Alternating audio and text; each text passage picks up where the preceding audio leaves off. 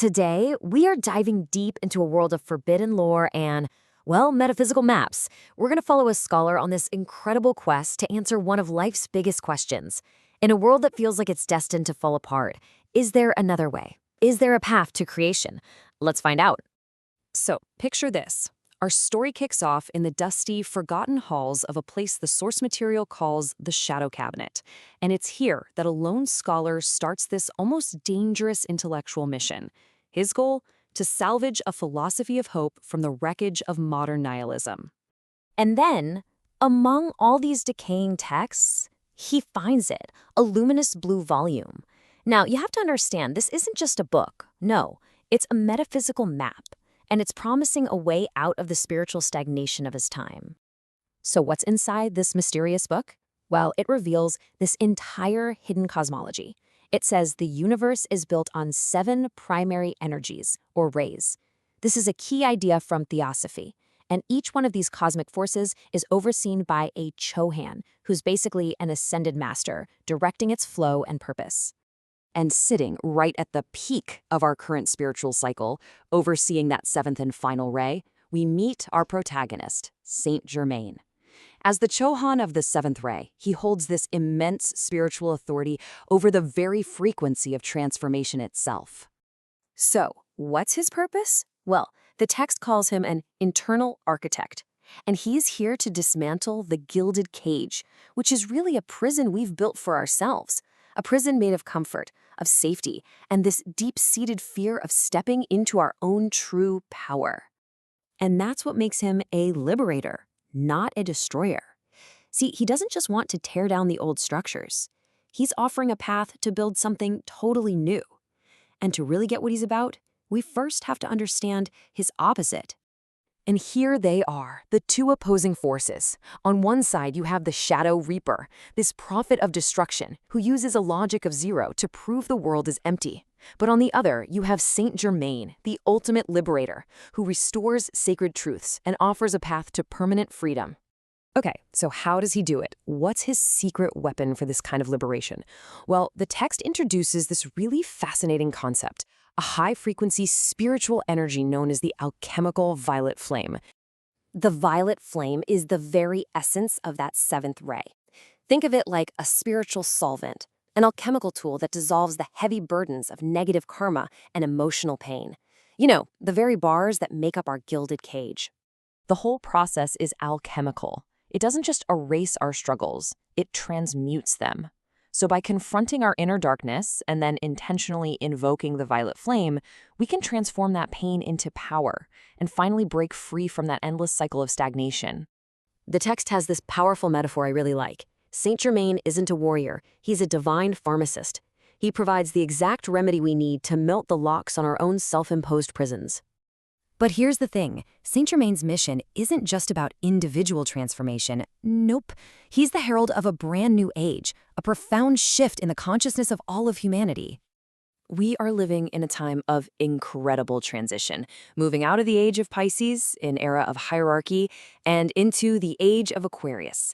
And Saint Germain is the spiritual guide, the hierarch of this new 2,000-year cycle, an age that's going to be defined by individual sovereignty and enlightenment. And this new era, it demands a completely radical psychological shift. We have to move from what the text calls a victim consciousness, that's the mindset of the last man who just wants to be safe, to a creator consciousness. It means shedding that spirit of contempt that whispers play it safe and finding the courage to embrace our divine potential, to become the overman. And what about Saint Germain himself? Well, his legendary immortality isn't presented as some myth. It's actually the ultimate proof of his philosophy, that the laws of the spirit can, and do, triumph over the limitations of the flesh. So if the violet flame is the energy, what's the practice? I mean, how do you actually wield this kind of power? The blue volume reveals the answer: ceremonial magic. Now, when the text says ceremonial magic, don't think of superstition. Think of it more like a science, the art of bringing spirit into matter. It's about using precise actions, sound, and light to align your own will with the cosmic order, with sacred geometry, a concept you'll find in groups like the Freemasons. This leads to a mastery of what's called the etheric realm, this subtle plane of existence. And unlike the Reaper's chaos, Saint Germain's method is all about order. He uses the fractal infinite, the repeating patterns of the universe, as a kind of map.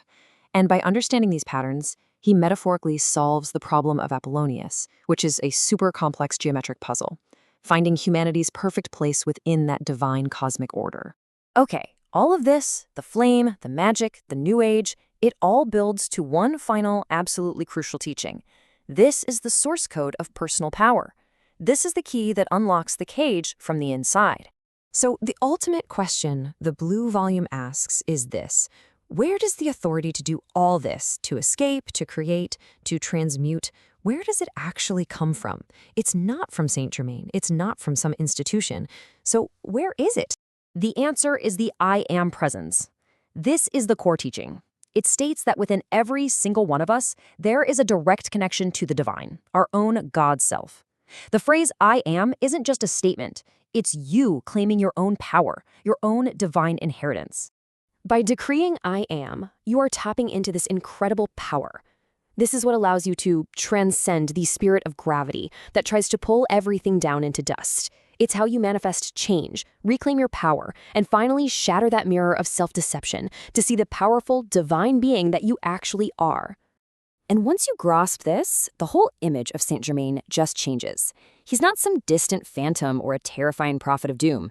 The source frames him as an elder brother, someone who's already walked the path and is now turning back to help guide us. This brings our scholar, and us, to the very end of the Blue Volume. The parable concludes with one final choice, a synthesis of all these powerful ideas. And here is the choice, laid bare. On one side, you have the wisdom of the red specter, this bleak honesty that everything has to end in rot and decay. On the other side, you have Saint Germain's wisdom, a joyous yes to life, the belief that the world can be transformed through divine alchemy into something so much greater. So the scholar closes the book, but he doesn't just reject one for the other. He integrates them. He gets it. He understands that our striving is validated by both of these forces. That sometimes, destruction is necessary to clear the ground for new creation. And that's where our parable ends. The scholar, now completely transformed, feels the warmth of that seventh ray inside him. He's no longer just an observer. He's a creator, sovereign and ready. The Blue Volume has shown him the path. And now the choice is his, just as it's ours. Will we choose alchemy or will we choose annihilation?